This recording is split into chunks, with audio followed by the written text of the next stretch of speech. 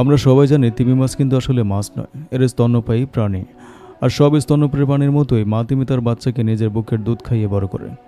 কিন্তু কখনো কি ভেবে দেখেছেন, জলের নিচে যেখানে চারপাশে শুধু জল আর জল, সেখানে মা তিমি তার বাচ্চাকে কিভাবে দুধ খাওয়ায়?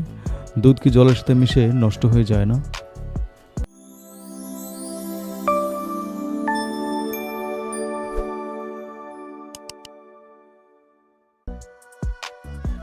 রহস্যটা লুকিয়ে আছে তিমির দুধের অসাধারণ বৈশিষ্ট্যে। তিমির দুধ মানুষের বা অন্যান্য সাধারণ স্তন্যপায়ী প্রাণীর মতো একদম তরল নয়। এটি টুথপেস্টের মতো অত্যন্ত ঘন এবং এতে থাকে প্রায় 50% পর্যন্ত চর্বি বা ফ্যাট। এই অতিরিক্ত ঘনত্বের কারণে দুধ জলের সংস্পর্শে এলেও জলের সাথে মোটেও মিশে যায় না।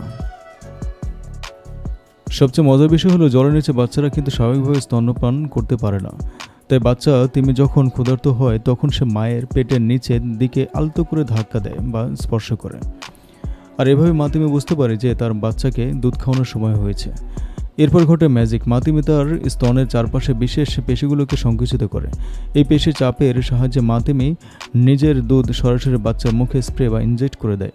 অর্থাৎ মা নিজেই দুধ ছুড়ে দেয় বাচ্চার মুখে। আর এই দুধ যাতে একটু নষ্ট না হয় সেজন্য বাচ্চা তিমি তার জিভ থেকে একটি নলের মতো গোল বা কার্ল করে মায়ের দুধ টেনে নেয়। ফলে জলের নিচে এক ফোঁটা দুধও অপচয় হয় না। এই দুধে চর্বি এবং পুষ্টির পরিমাণ এতটাই বেশি থাকে যে একটি নীল তিমির বাচ্চা প্রতিদিন প্রায় 200 পাউন্ড অর্থাৎ প্রায় 90 কেজি পর্যন্ত ওজন বাড়াতে পারে।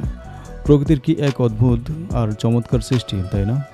প্রকৃতির এমন আরও অবিশ্বাস্য রহস্য জানতে ভিডিওটি লাইক করুন এবং আমাদের চ্যানেলটি এখনই সাবস্ক্রাইব রাখুন। দেখা হচ্ছে পরে কোনো ভিডিওতে। ততক্ষণ পর্যন্ত সবাই ভালো থাকুন। আসসালামু আলাইকুম।